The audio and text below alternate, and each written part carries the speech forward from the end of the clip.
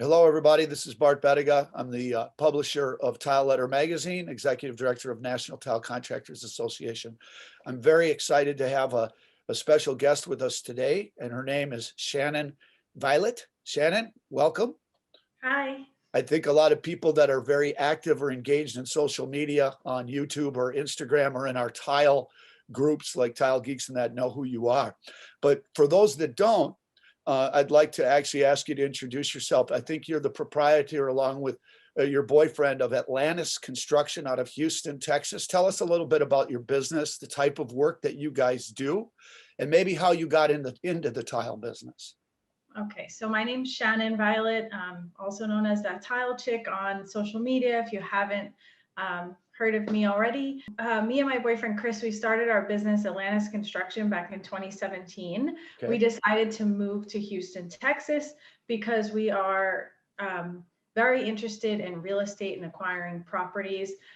We both have a construction background through our family and through, personal.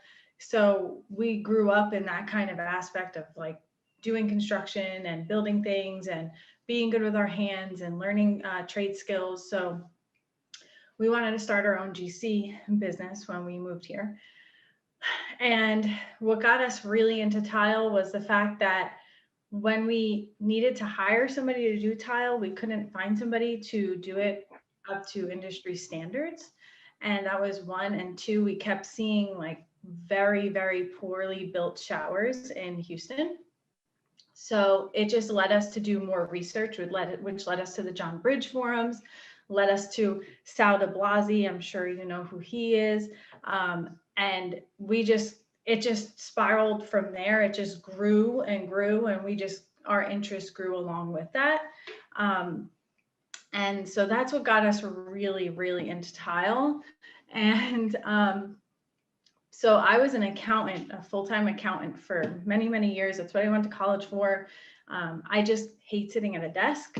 So we started our business and I was just more of like, back end type deal. I did the invoicing, managed, phone calls and sourcing products and stuff like that. And then if we needed help on the weekends, I would work on the weekends. But I quit my job back in August and I started working full time doing tile because it was one thing that I really enjoyed doing. I enjoyed from start to finish. I like all the technical aspects of it and learning and growing. So that's what got me into tile. And that's like the long, short story for our business. So do you guys, Shannon, you and Chris Ortega is your boyfriend, do you do remodeling and other construction components as well, or have you decided to niche and focus solely on the tile side? We used to, and now we solely focus on tile. It's a big deal, and I feel like it's a really big need here in Texas, especially. There's not a lot of very good installers, well, in Houston anyway. So how do you use your training and accounting and all of that to grow your business, to try to take your business to the next level? And what are you guys doing to find clients? I mean, do you call on designers, builders? Tell me a little bit about your business side rather than your technical side. Okay. So accounting has helped me because it taught me to put processes in place instead of just kind of letting things go so far past the point where now you have to do all this catch up work. We spent a lot of time in the field, a lot of time out, bidding jobs and meeting with people and trying to educate our clients that we don't really have time to sit at a desk and do all of our paperwork. It just gets way too hectic. So accounting has taught me to be able to put things in place that I'm able to do things more efficiently. Like I have an advantage in that aspect. So I'm very fortunate for that. Although like it's not something I wanted to do for the rest of my life, I'm very fortunate that I know those things, that it just makes that one little aspect of my life much more efficient.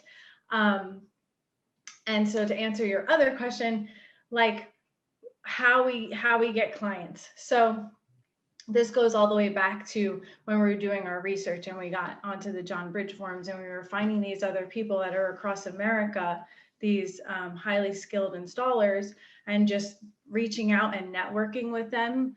We got in the groups back in 2017 when we were doing all this research, and we met Paul Lucia with Cabin and Row. He's here in Houston.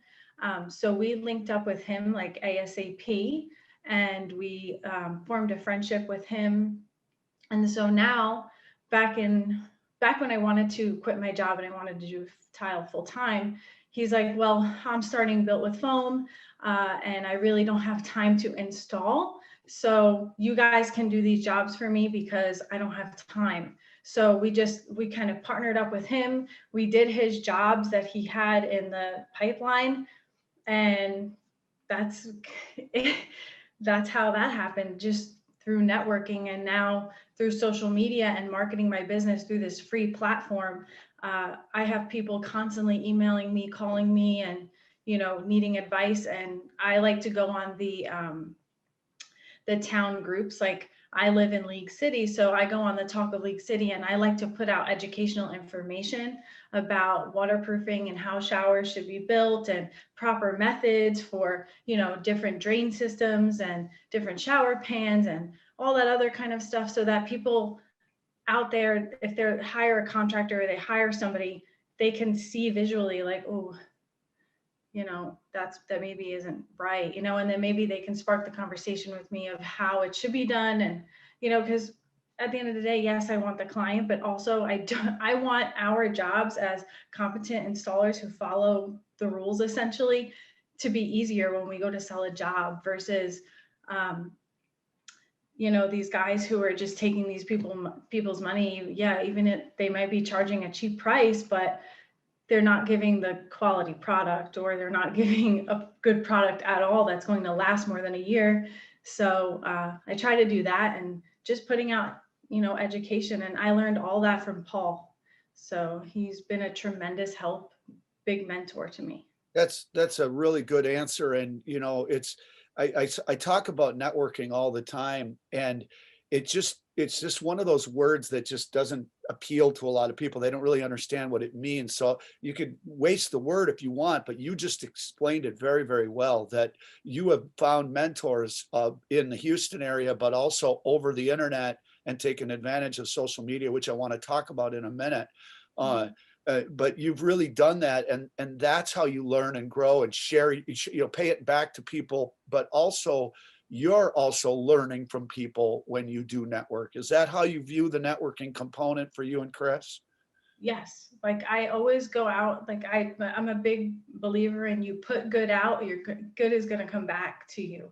And it has always worked for me in my life. Like, I always try to, even if like I'm networking with people, it's like, you never really know who you're having a conversation with. So you should always be nice, you should always be kind, and you should always maybe just try to offer help in any way that you can, because it does come back, and it's always helpful. Even if that specific person, can't provide any value, like I always just try to leave some value with somebody. Yeah, And it's just the easiest way to do it. yeah, that's great. And I've got a couple questions for you on that, but I want to switch just a bit. So where do you and Chris see your business in 5 years, 10 years when you talk?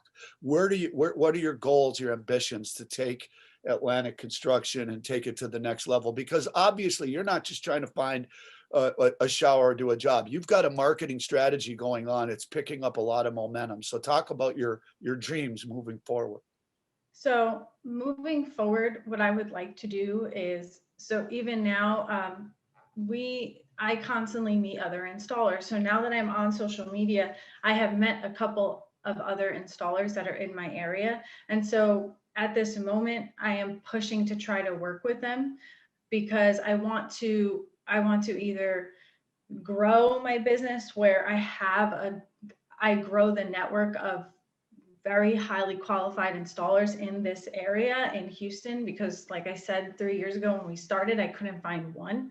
So I think social media is a really great place, because you're able to share visually what proper installation methods are, and people, the thing is, like, people see you, they see you doing well, like they want to mimic your success. So if they see you being successful and you're installing properly and you're not underbidding jobs and you're doing, you're running your business well, like they want to mimic that. So it's more likely that another installer is going to want to pick up those installation methods and, adhere to that business model and learn more and grow more, because they want to emulate what you do. They want to take on that success that they see you having, and they want to do it for themselves.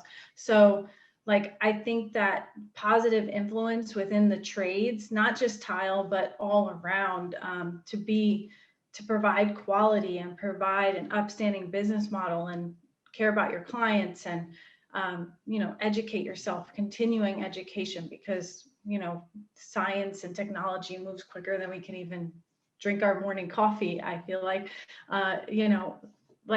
so in 5 years, I want to be able to find more installers, pass on education. And I think that, as far as growing my business within tile, I don't know where it's going to take me. I want to pass on as much knowledge as I can, but I don't have an immediate goal right now, because it's like going so fast that I don't know, I have no idea where it can take me. I have some plans for other things. Like, I want to start an online like bookkeeping company for people in the trades, but that's not really, like, that's just like a sidebar there, because I think that a lot of us can use some help. But other than that, like, right now I am just taking it one day at a time, and learning as much as I can and growing and trying to pass on knowledge to other installers and kind of grow that network here in Houston. And I kind of will see where it takes me. It's kind of like you're living in the present is what you're doing, and you're not worrying too much about where that future is going to take you, and you're sharing what you learn, but you're also learning from other people. I love the idea of thinking about bookkeeping, because it segues to a question for me, in the sense that are you open to to other opportunities as a career path? The tile industry, I think we get pigeoned into thinking we have to be on our knees setting tile for the rest of our life. But there's other components. There's owning a business. There's working for manufacturers. There's opening up a store, a distribution, or getting involved in that angle. Are you looking at all of that, or just open? I have been, yes. I have been looking at all different things, because I'm an entrepreneur. I'm very artistic, visual. Like my father was a stonemason, and he worked heavy construction my entire life, had no sons. So anytime he needed help or needed to do something, it was me. So, and I loved it. Like, I was always kind of nagging him to help him. So like, for me, I love that. So I don't think that I can ever stop. Like, I'm a busybody. I need to be physically doing things. But on the other token, I also see the big crippling need that people in the trades need help with running their business. Yeah. And not only that, like the training and education of how to sell jobs or how to budget and, the different business models. Some people like to just turn over jobs quick. I like to work one job a month. I take my time. I only choose certain clients. I'm very picky, so it's like, people don't understand that. They're like completely baffled by that and by what I charge. But it all comes down to like your business model and making that model work and sticking to it at all costs, and I think that it may not work for everybody, but there's different ways to go about this business. And I feel like that is a huge thing that's needed. Yeah, having your accounting background, I think, could really be shared with a lot of tile installers, especially sole proprietors, because it's so difficult, right, to bid jobs, meet with clients, and be setting tile. I mean, it's never ending, and so you've got and still have a quality of life. Yeah. So I think that's really, really important. What would you say? we do not have enough women installers in this business. And frankly, we also don't have enough people of color. We really want to try to help recruit more. And we have a labor shortage, to be honest with you. The tile industry, the construction industry, has a labor shortage, and certainly a quality shortage, because we have to get out and train and teach people the right way. What would you focus on young women? What advice would you give them if they were 17, 18 in high school, trying to figure out what to do with their life, looking at tile? I would say that if they even have like the slightest itch to do it, because I went the college path, and I'm much like who Mike Rowe is? You Yes. know who that is? Yeah. Okay. My- So I love him, and like if I could be anybody, I'd be the female Mike Rowe. If I wanted to be anybody in this world, that's well, what you I would. might just be. You're just. Yeah. So like my thing is, I'm not saying college is bad. Like college is great when you are mature enough to appreciate it. We are forced to go to college, and we're forced to get this debt. And if we don't do it, we feel like, oh my gosh, we're a loser. So like that's not true. I wish with all my heart that I would have waited to go to college, and I would have worked, because I didn't come from a silver spoon. Nobody paid for my college. I have the debt. I have $40,000 in student loans, and it's a pain in my butt. And so I wish that I would have went out and I would have worked with my dad, because that's what I did on the weekends. That's what I did in the summers. So I wish I would have just did that, but he wouldn't let me do it, because society, puts this loom over you, like you need to go right to college, or you're never going to do it and you're never going to make anything. But if you do the numbers and you say, okay, I'm going to go to college just to appease my parents, or just to appease society and fit in, then I'm going to go get my $40,000 in student loan debt, graduate in 4 years, hopefully, then go get a job, an entry-level job, maybe you make $40,000 a year. So you have 40,000 in debt, you make $40,000 a year, you're canceling yourself out to nothing. You may as well have just went to do a job and saved up for 3 years. You would have been in the positive. Like I think about, like, it offsets the debt and the interest. It offsets everything that you've done, and I think that if you don't have the money and you don't really have a direction, you're not like, I want to go be this is exactly what I want, I know it. I don't think that you should force yourself into doing something you don't want to do. So at the end of the day, if you're interested in tile and you're interested in being in the trades, you need to do it, because unless you do it physically, you're not going to know that you like it or you don't like it. And I think that everybody in school should try something out that's other than college. My thing is, you need to try as many things as you possibly can while you have all this time, because life goes by like that. And I just believe in following your dreams. Well, I tell you, you just gave me an absolute testimonial that I'm going to use towards promotion of our apprenticeship program and training, because, and I have 3 kids and they're all in college, but, I always tell them, you've got to have a specific plan if you're going to be in college, right? I mean, And follow and execute that plan. yeah, and it's probably likely going to lead to professional school rather than, like my oldest son is a lawyer. My middle son is almost a pharmacist. That's a plan. But don't just go to college and incur debt because you don't know what to do with your life. And you just gave a great example on, the things for people to think about. All right, so to finish, I want to talk a little bit about social media. The reason I chose you for this interview is I haven't met you before, and I really haven't talked to you other than I sent you a message, but I do follow a lot and pay a lot of attention. And I think your marketing strategy on social media is absolutely brilliant. And I've been in the business a long, long time. So that's a compliment to you. But that being said, I tell a lot of people I know very well that I feel that the internet is like you know, this one of the greatest inventions of ours, but also in some ways one of the worst.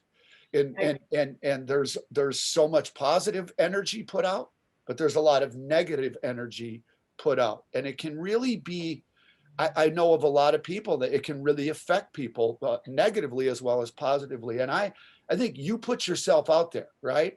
And maybe tell me a little bit about what that experience is like, and the courage you have to put yourself out there. And maybe what have you learned, maybe new products you've seen or things positively you've learned, but maybe some negative experiences too, and the type of thick skin you have to have.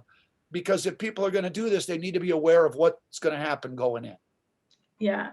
So the tile industry, just like anything in the trades, it's predominantly male. Right. Honestly, going in, I didn't even think about it, right? Like we had this plan. I'm like, you know what? Me, Chris, and Paul sat down together. We talked about it. I said, I can't sit and be an accountant I can't do it anymore. Like, I'm done. I want to work on our business. I want to do this. I really enjoy tile. So I jumped in both feet in August, 100%. Started my own page, on social media. Joined the groups for myself instead. I've been in the groups, with our business page. It's, just haven't been as involved. Now, like I got myself involved, jumped in. So social media, it's been so positive for me because I was able to meet through Facebook. I met Paul through social media. Like I sell jobs through social media. I get to learn about new products, different ways of doing things. I talk to people that are in the UK, all over the entire world. There's some guy who messages me from Africa and he does tile, like it's crazy to see the different ways that tile is getting installed, because we live in our little bubble, but there's so much out there. So the networking possibilities are endless. Like, it is endless possibilities, endless knowledge, endless growth. But on the other side of that, putting yourself out there, people are going to pick you apart. Everything you do. They're going to interpret what you do in their own manner. They're going to have their own views of you. They're going to say what they want. They don't know you.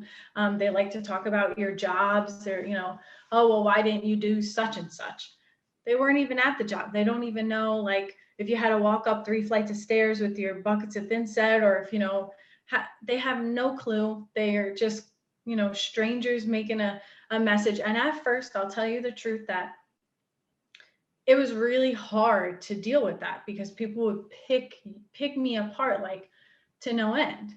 It was really hard. And I won't lie if I didn't cry once or twice, because people were really cruel to me. But I thought to myself, it's either I just stop posting on the internet altogether, or I just buck up and don't let them bother me. So I kind of changed my perception, and it's all about the way that you view it, right? So I just kind of viewed that as, like, I'm going 150 miles an hour down the highway, and like, these people are stuck, they're stuck in my rear view mirror. Like, there's no point in even addressing or, thinking twice about what they say, because I'm going 150 miles an hour forward. And I'm not going to let anything that they say ruin me or ruin my day, because when I know in my heart that I'm trying to do something positive, I'm trying to give good so that I can get good back. And these people are just trying to take that away from me. I'm not going to let that happen. So that's how I take that. And like, I will stand by that 150%, because I know my purpose. I know me. I'm solid in who I am. So I'm not, nothing anybody can say will change it. I applaud you for your courage on that. I think if I would say anything, I've noticed a much more increasing trend for you of more positive feedback that you're getting versus negative. A lot of the negative sometimes, I think, is in the beginning when people don't know you. And the more you are out there, I think the more they see you as a positive influence. And so I applaud you for that. And I think that my influence is so that, because I was kind of afraid to say, oh yeah, I want to do tile, because people are going to be like, well, you went to college, you're an accountant, you know, you're a professional, you know, you have a license, you can do this, you can do that. Like, yeah, but it's like, I have one, like I'm only going to live one entire life. You know, I can be an accountant anytime. There's not going to be, it's not going to be forever where I'm going to be physically able-bodied, that I can explore this other opportunity and do it. You know, I can be paralyzed from the waist down and do accounting. I can't be paralyzed from the waist down and do tile. And I want to do it now. So, Well, you you're know, physically able to do it, right? Yeah, yeah, because like that's how I feel. And like, and I did accounting for 8 years. Like, it's great, it's okay, you know, it's not my favorite thing to do, but you know, I want to do this now. so And yeah. So to a young woman who has a good artistic mind, and they look at tile from an artistic standpoint, that's great. Tell them a little bit about the physical component. You have to probably stay in shape. How hard is tile from on your body, and physically, what do you do to prepare yourself to get Monday through Friday out in the field installing tile with Chris? Um, it's extremely physically exhausting. Tile doesn't get any lighter. It's heavy. Like, it just working with a thin set in your hands with the trowel, and like, even if you're setting a small subway tile, you know, if you've never worked with your hands or never done anything physical, I can definitely see like your hands would really hurt at the end of the day. That's the other thing. I'm a very physically fit person. I like to keep in shape. I like to take care of myself. It's always been important to me, you know, to be physically fit. So I think that if tile is something that you want to explore, definitely need to do some sort of uh, stretching, yoga, definitely a big one. Protect Um, your back, right? You've got to yeah, really take care of your back protect your back. and your leg. Definitely Yep. learn how to lift, because like I did some like powerlifting, so I'm very good with, you know, body mechanics, learning how to lift. And like, I'm 4'11", I weigh 112 pounds, and I'm able to do it. I can lift buckets at Thinset. I pick up the water. I move boxes of tile. I don't let, you know, Chris do everything. I am a part of the job every single day, from learning how to use the tools you need to picking up the products and moving materials. I don't just act like, oh, well, he could do it all. You know, it's just him and I, you know, and he's a human too, and he gets tired. So we both need to help each other out at the best we can. All that to say is, I'm not saying like, you know, if there's a better way to do something and you have, you know, something to move heavy loads, you should definitely not be chucking things over your shoulder and moving it.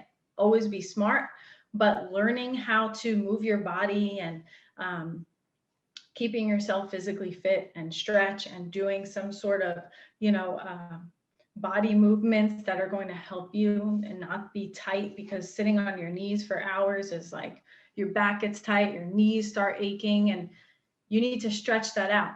Doing that, then going to sit on the couch in the same position for 3 hours isn't going to help you. You have to like go home, do some stretching, mobility. Definitely take, you know, if you worked really hard that day, take a cold shower, you know, get the inflammation out of your muscles, and, you know, help your body recover from that. Because I see a lot of people, they'll beat up on their body and they think the best thing to do is just go sit on the couch, and you need to remobilize, you know, because your body gets tight from being in that one position all day long. That's great. Well, listen, all I can say is it's just been a joy talking to you, and I'm really, really thankful. Our industry's thankful that you and Chris chose tile, because there's a lot of other opportunities you could go into, the carpentry, other components of flooring. So we're glad that you chose the tile industry, and thanks for being my guest this morning. Thank you for having me. I appreciate it very much. I've been speaking with Shannon Violet of Atlantic Construction, Bart Bettiga with Tile Letter Magazine and the NTCA. You guys all have a great day. Thank you.